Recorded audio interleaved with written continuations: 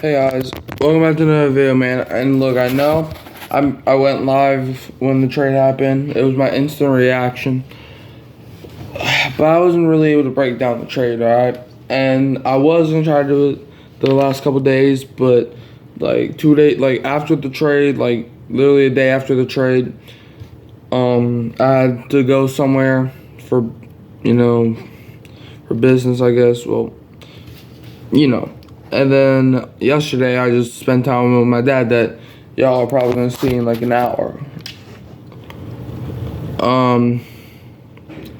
So let's get started. But before that, I just want to see if the Pelicans made any more moves in free agency. All right. No. Okay. All right. Well, now let's get started.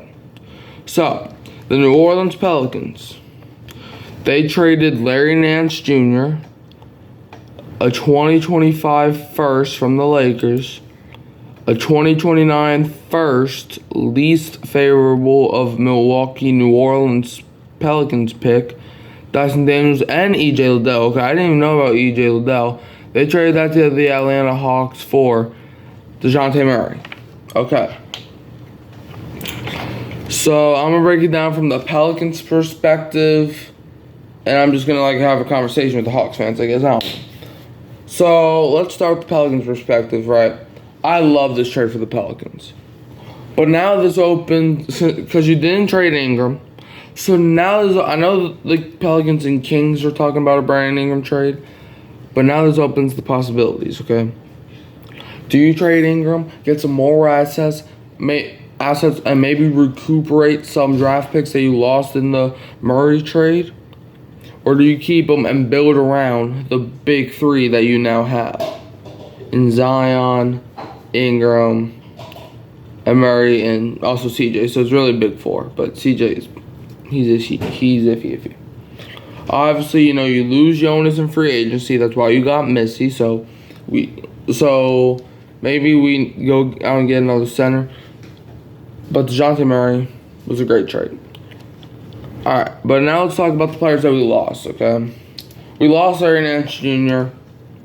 I'm fine with that. I can sleep at night knowing that Larry Nance is not on the team. God, I hate this Wi-Fi. So yeah, I can sleep at night. Alright?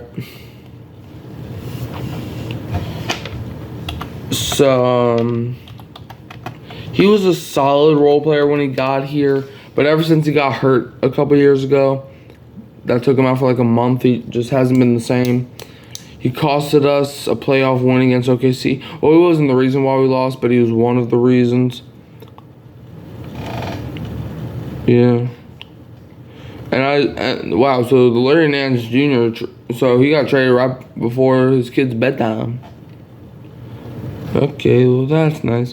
But yeah, Larry Nance, he's a guy that he's just going to, basically, how do I say this? He's just somebody that's just going to run to the rim. He's not going to do anything else. He's not going to, he can play defense. I remember, the first game he was here, he had, an amazing block that sent it, back to the other side of the court, right? But that was, the only memorable thing he did, But yeah, he can play defense, right? But he's not going to be this guy that he was coming out of college or high school. Alright, so that's about Larry Nance. Dyson Daniels, look, Hawks fans, listen to me and listen to me clearly. You are going to hate him. You're going to love his defense. But then he's just like the Carson Wentz of basketball. If y'all know, well, y'all all do know Carson Wentz if y'all follow football. But if you watch Carson Wentz back when he was with the Colts, that man, he was gonna do some good, and then he would always just screw it up. That's what Dyson Daniels is. His good thing that he does is play some defense. But then he goes on the other end and misses a layup over a Terry Rozier in the Charlotte Hornets. So yeah, Dyson Daniels, like, I was high on him when we drafted him, 8th overall a couple years back, but it just didn't work out. Then you got EJ Liddell, and this is actually the first time I knew that we traded him in the deal. But EJ Liddell, he didn't do anything, right? Like, I don't think he ever played meaningful minutes. Like, he got injured his rookie season, so he sat out his whole rookie year, and then he just really never found a spot in the rotation. And then y'all get 2 first-round picks, one in 2025, one in 2027. That's not really meaningful if you're the Hawks. It's like the Lakers, they're probably, like, I don't like the Lakers either, but they're probably going to be a solid team. And then in 2027, it's the least favorable of Pelicans, Bucks. I'm not sure if that's good or bad. I don't know about the picks. But yeah, so that's my take on the Dejounte Murray trade. Let me know how y'all feel about it in the comments below. Do you like the trade? If I'm grading it, if I'm the Pelicans, I grade it an A+.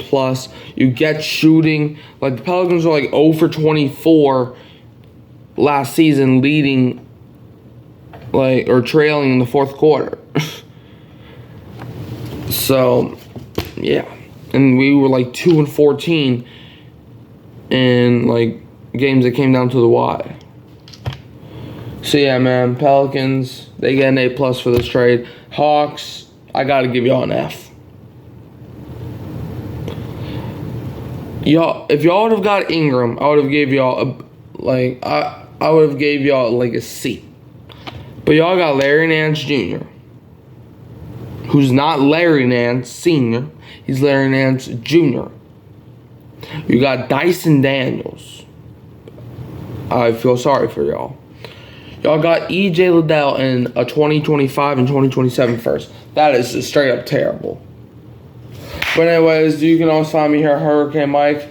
You can catch us live at 11:30 for the Hurricane Mike show. What episode is this? 27? I want to say this is 27. It is 27. Alright, so you can catch us live at 11:30 and I'll be there. Will you be there? That's for you to decide. So who that? And remember, don't be a Falcons fan.